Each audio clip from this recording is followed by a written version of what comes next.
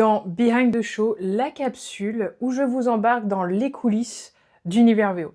Et pour ce premier épisode, pourquoi pas vous parler de la réalisation du logo des 10 ans en 7 jours, top chrono.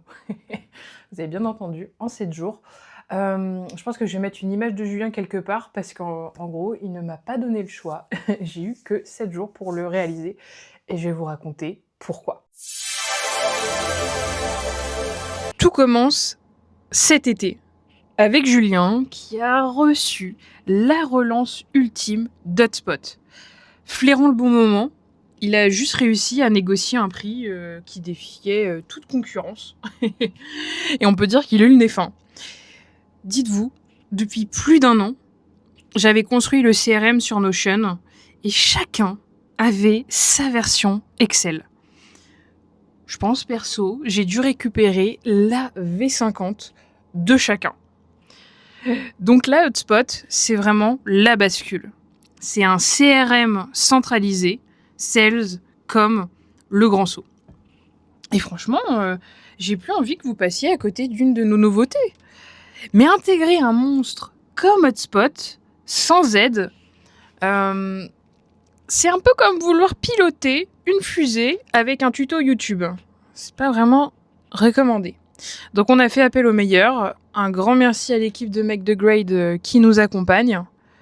Mais qui dit intégration, dit mise à jour de notre charte graphique. Et honnêtement, je pensais qu'on aurait eu un peu plus de temps pour travailler notre logo anniversaire.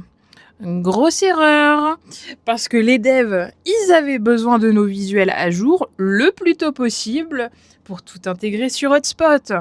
Et puis la dernière soirée du club arrivait, fallait juste que tout soit prêt. Mais ce logo, c'est pas juste un logo.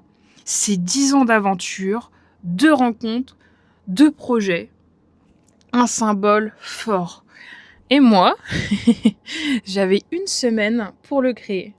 Je pense que vous commencez à comprendre la pression. Premier jour. Objectif, inspiration. L'inspiration, elle peut venir de partout. En marchant, en scrollant, en dessinant, ou même en parlant de tout et de rien. Du coup, je commence à gribouiller dans mon carnet, noter des idées, poser des mots-clés, puis direction Dribbble. Alors pour ceux qui connaissent pas Dribbble, c'est un peu le Pinterest des designers. Je me fais une collection d'inspiration, je trie, je garde ce qui me parle. Et cette phase, elle est juste essentielle. C'est le moment où je m'isole, je me déconnecte pour me recentrer. Alors oui, une journée de réflexion, ça peut sembler un peu long, mais croyez-moi, en temps normal, c'est beaucoup plus long. Jour 2, j'embarque la team. J'envoie un questionnaire à Julien, Faustine et Thibaut, histoire de les challenger un petit peu. Je veux savoir comment ils veulent que l'entreprise soit perçue, le style de logo qu'ils imaginent, les couleurs qui leur parlent et les marques qui les inspirent au quotidien. Le résultat, les grandes tendances se dégagent assez vite. Un logo visuel mais simple, un mix entre un texte et dessin, et quelque chose de moderne et minimaliste. Et pour la palette de couleurs, c'était la préférée de Faustine et moi. Comme quoi, on ne se trompe jamais, n'est-ce pas? Cette étape clé, elle me permet de valider ou non mes inspirations et d'affiner encore plus ma direction. En jour 3. Maintenant que j'ai reçu les avis de tout le monde, je peux enfin me créer un mood board, histoire de garder en tête les retours de chacun. Et puis c'est toujours plus sympa d'avoir en permanence une sorte de guide visuel qui vous permet juste de pas faire du hors-piste. Et croyez-moi que sans ça, je peux partir très loin. Je fonce alors sur Figma, mon chouchou du quotidien, mon bébé, et je commence par tester et valider des typos que j'aime ou pas du tout. Vous voyez, toutes celles en rouge, il y en a pas mal, et malheureusement, elles n'ont pas survécu. Et puis je commence à reprendre mes inspirations de dessin, Je commence à vectoriser mes formes. Je teste pas mal de choses, mais en fin d'après-midi, je me sens plutôt contente et confiante de mes premiers jets.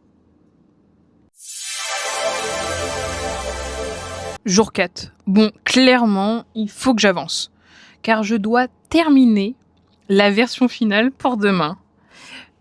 Je me laisse la matinée pour mettre en forme ma V1 et la présenter à l'équipe. On a l'habitude de faire ça, on essaye souvent de montrer un concept ou une idée qu'on a, avec assez de matière pour la présenter quand même. Du coup, je présente fièrement ma V1, et là, direct, je sais que cette V1 va être qu'une V1.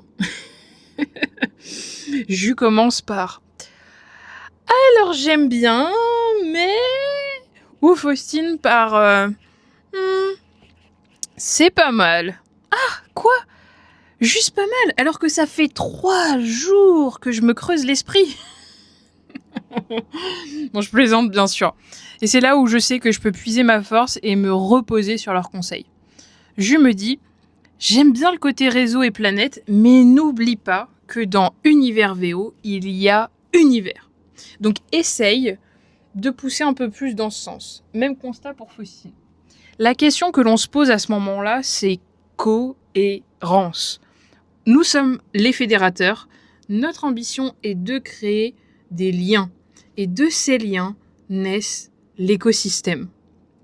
Les plus fidèles d'entre vous se souviennent sûrement de notre DA de 2023 sur nos communications, avec la thématique des astronautes, car je voulais mettre en valeur chacun d'entre vous. Puis, c'était autour de notre star, l'abeille, qui symbolisait le réseau et les liens qui nous unissent. J'écoute et je reprends mon dessin de base en essayant de pousser cette V1 vers sa version finale, un peu comme l'évolution d'un Pokémon. J'y passe toute l'après-midi et je rentre en me laissant une dernière nuit de réflexion, car demain, c'est le dernier jour pour le logo. Jour 5. Nous y voilà. Je me dis juste que c'est trop rapide finalement de finir le logo des 10 ans en à peine une semaine. Puis je respire, puis je me dis allez, ça va le faire. J'ouvre Figma et je me lance. J'ajoute des étoiles, des détails sur mon dessin de base et j'essaye de match notre nouvelle typo. Pour que ce soit juste plus sympa et que j'arrive à matérialiser mieux cette V2, je décide de faire quelques mock-ups et de les mettre en situation. Je fais toujours 2 versions. Une plus détaillée et une autre un peu plus épurée pour que les comparaisons et dernières modifications soient plus rapides à faire. Enfin, rapide, c'est un peu dans notre nature chez Univers VO. Mais c'est toujours plus sympa, même pour moi, de voir à quoi va ressembler nos designs, surtout que nous allons l'imprimer et le mettre absolument partout. Je veux que quand vous allez regarder ce logo, je veux que vous vous disiez « Waouh, il est juste trop beau » et qu'il vous marque. Bon, il est midi, et qui dit midi, dit pause déj. Et puis cet après-midi, ça passe ou ça casse. Et puis c'est la vie, hein. Après tout. Bon, il me restera peut-être lundi, mais je pense pas. Je fais un point avec tout le monde et je leur présente les 2 versions, puis avec les mock-ups.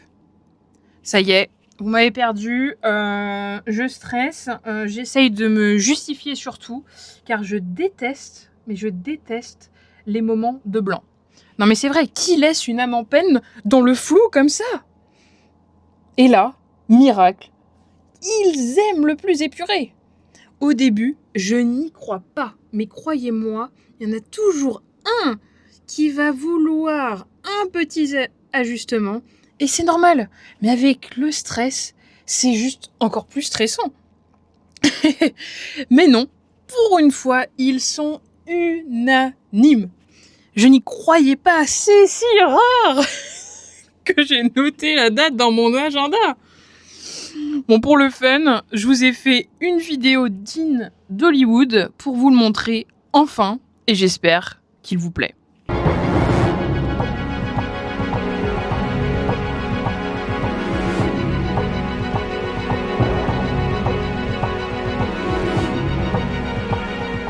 Bon, Donc voilà, vous savez tout. En tout cas, j'espère que ce nouveau logo dès 10 ans vous plaît autant qu'il nous plaît et que ce premier épisode de Behind the Show vous a montré un petit aperçu de comment on stresse chez Univers VO.